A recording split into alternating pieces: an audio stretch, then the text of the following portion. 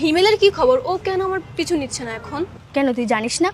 কি জানবো? তুই যেদিন হবিগঞ্জ গেলি সেদিন ওর বাবা রোড অ্যাক্সিডেন্ট করে মারা যায়। তোর পিছু ঘুরতে ঘুরতে বেচারা তার বাবার মৃত্যুর খবরটুকু পায়নি। ওর বাবা দাফন কাফন করেছে ওর বন্ধুরা, আর ও শুধু তোর পেছনে ঘুরেইছে। কি বলছিস তুই? হ্যাঁ,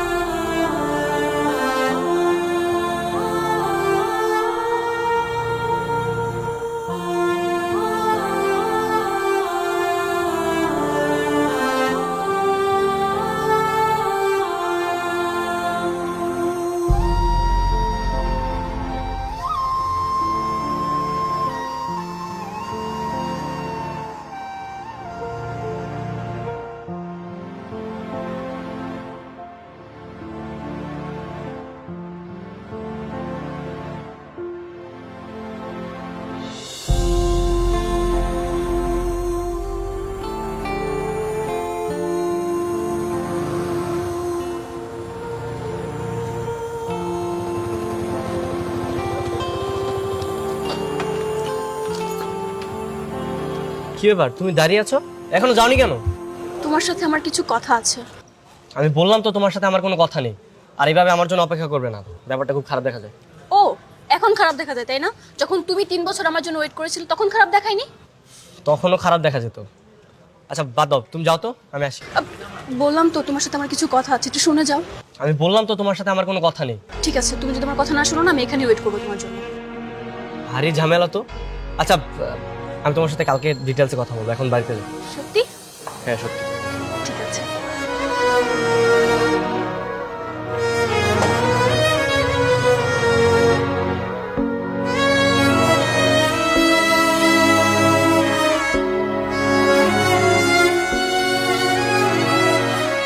কোথায় গেছিলি তুই? ভাইয়া, ওই হিমেলের কাছে। কার কাছে? হিমেলের কাছে। তোকে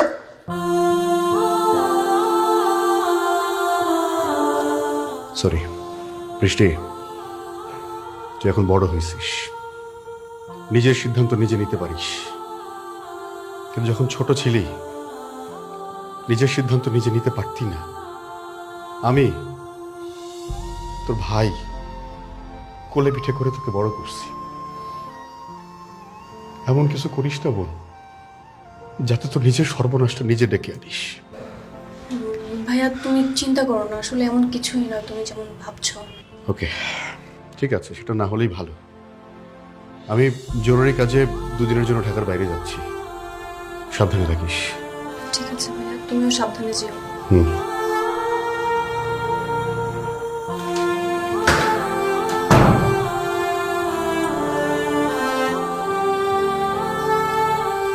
বলো, কি বলবে?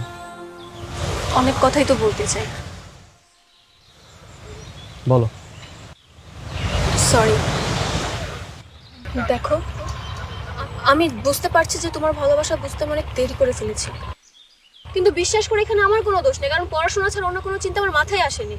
কখনো ভেবে দেখিনি আমার বাকিটা জীবন পার করার জন্য একটা লাইফ পার্টনার দরকার, একটা জীবন সঙ্গী দরকার। কিন্তু দেখো, এখন প্রতিটা মিনিট, প্রতিটা সেকেন্ড, প্রতিটা মিনি সেকেন্ড আমি তোমাকে ফিল করি, আমি তোমাকে অনেক মিস করি। চলো না, আমরা দুজন মিলে আমাদের বাকি জীবনটা পার করে দিই। আমি সত্যি তোমাকে অনেক ভালোবাসি। আই লাভ ইউ হিমেল। এই কথাটা বলতে না তুমি অনেক দেরি করে ফেলেছো। সময়ের বৃষ্টি না অনেক মধুর হয়, কিন্তু অসময়ের বৃষ্টি বেদনা বয়ে আনে। নতুন চারা যখন রোপণ করা হয় না, তখন বৃষ্টি পড়লে কৃষকের মনে অনেক আনন্দ হয়, খুব আনন্দ লাগে। আর সেই ফসল যখন পেকে যায়, তখন বৃষ্টি হলে কৃষকের মুখ কান্নায় ভেঙে পড়ে। আর তোমার ভালোবাসা না এখন অসময়ের বৃষ্টির মতো হয়ে গেছে। আমি চাই না তোমার ভালোবাসা, আমি একাই ঠিক আছে।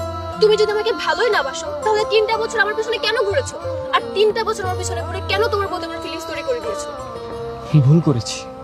ফিলিংস তৈরি করতে না 3 বছর লাগে না, 1 মাস 2 মাস, বড় জোর 6 মাস। আর আমি তোমার পেছনে 3 বছর 6 মাস 7 দিন করেছি। তার বিনিময়ে কি পেয়েছি?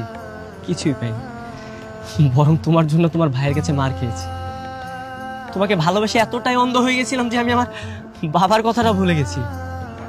আমার বাবার খবরে মাটিটা পর্যন্ত দিতে পারিনি। আর তুমি তারপরে বলছো তোমাকে ভালোবাসতে। আমি কিভাবে তোমাকে ভালোবাসবো? আজকের পর থেকে তুমি আলাদা আর আমি আলাদা। দেখো, আমি আমি তো বললাম যে আমি আসলে তখন বুঝতে পারিনি। আর তোমার বাবার মৃত্যুর জন্য সত্যি আমি মন থেকে অনেক অনুতপ্ত। কিন্তু তুমি একটা কথা শুনে রাখো, তুমি তো আমার পেছনে 3 বছর 6 মাস 7 দিন ঘুরেছো, আর তোমার পেছনে আমি সারা জীবন ঘুরবো। জীবন তো তুমি আমার ভালোবাসা গ্রহণ না করছো, আমিও তোমার পিছু ছাড়বো না। ঠিক আছে, তোমার যা ইচ্ছা তুমি তাই করো, কিন্তু আমার জন্য অপেক্ষা করে কোনো লাভ নেই।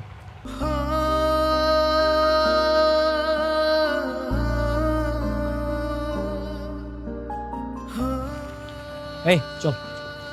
আচ্ছা শোন না, এটা যেভাবে তোর পিছনে লেগে আছে এটা সত্যি তোকে অনেক বেশি ভালোবাসে। দেখ, সময় হারায় গেলে সময় কখনো ফিরে আসে না। সত্যিকারের ভালোবাসাটা পাওয়া খুব কঠিন, যেটা তুই পাইছিস।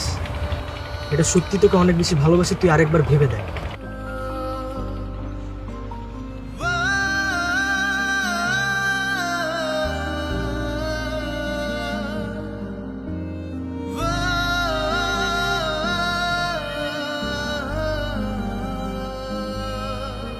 আচ্ছা, আমি যদি তোমাকে সবসময় এরকম ইগনোর করে যাই, তুমি আমাকে ভালোবাসবে তো? তাহলে চলো, দেরি কিসের, আমরা বিয়ে করে ফেলি। সত্যি? হ্যাঁ সত্যি।